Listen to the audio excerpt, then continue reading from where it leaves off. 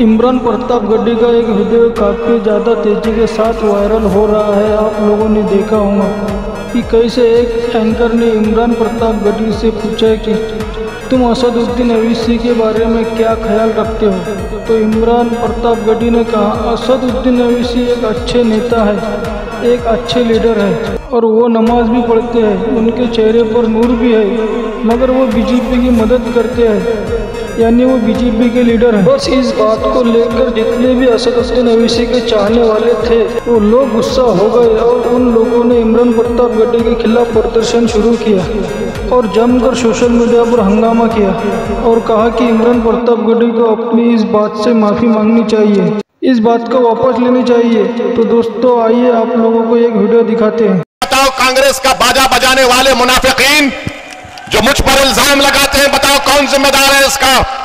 चुनाव आएगा तो तुम यही खड़े होकर टॉक में कहोगे कि ओवैसी को वोट मत दो, वोट काटता है।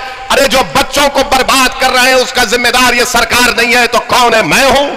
और जब चुनाव आएगा तो बोलेंगे ओवैसी आया है, भड़काऊ भाषण देता है। अरे मैं भड़काऊ भाषण देने का इल्जाम तुम मुझ पर इसलिए लगाते हो क्योंकि मैं तुमको आईना दिखाता हूं, तुम्हारी बर्बादी की दास्तान गरीबों में बयान करता हूं। चुनाव आएगा तो बोलेंगे भाजपा को हराना है, मोदी को हराना है। ओवैसी के बातों में मत आओ, ओवैसी तुमको जज्बाती तकरीर करके तुम्हारे दिलों में जहर पैदा कर देगा। अरे अगर सच्चाई को बयान करना जहर है तो मैं जहर पूरे भारत में फैलाऊंगा, तुमने किया है। क्या वो एनडीए के अघोषित गठबंधन से बाहर निकल आए हैं क्या? अरे ये टुट्टा शायर है, ये इसको कुछ नहीं आता। आखिरी अगर कोई बड़ा मुस्लिम कायद था कांग्रेस से मौलाना अबुल कलाम आजाद रहमतुल्लाह अलैह, उसके बाद कोई नहीं। मौलाना आजाद अपनी तकलीफ लिखते अपनी किताब में इंडिया विंस फ्रीडम में कांग्रेस के बारे में। मौलाना आजाद की शेरवानी को फाड़ दिए थे पार्लियामेंट में ये लोग।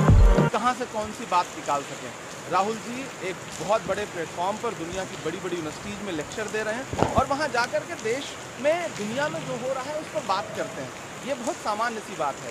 अब ऐसे में अगर उन्होंने कहा कि दलितों पर, माइनॉरिटीज़ पे हमले हैं तो ये सच्चाई है। मैं नागपुर में खड़ा हूँ, दलितों पे हमले इस देश में हैं, बढ़े हैं।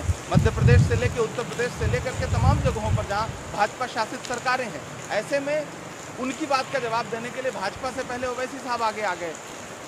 तो और इसलिए ज़रूरी हो जाता है क्योंकि 2019 का लोकसभा चुनाव यहीं से इमरान प्रतापगढ़ी लड़े थे, कांग्रेस के टिकट पर लड़े थे। क्या कहना चाहते हैं ओवैसी साहब को? वो कह रहे हैं कि एनडीए का अघोषित गठबंधन का हिस्सा है।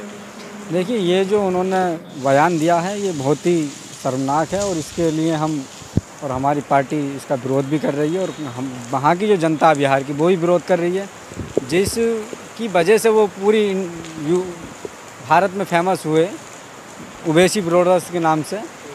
उन्हीं के नाम से शायर पढ़ी कि मैं अकबर बोल रहा हूँ, ये वो इस तरीके से। उन्हें कोई जानता भी ना था, वहाँ से उन्हें पहचान मिली। और देखिए कांग्रेस की मैं आपको बात बताऊं कि कांग्रेस में अगर कोई लीडर था तो मौलाना अब्दुल कलाम आज़ाद थे। क्या वो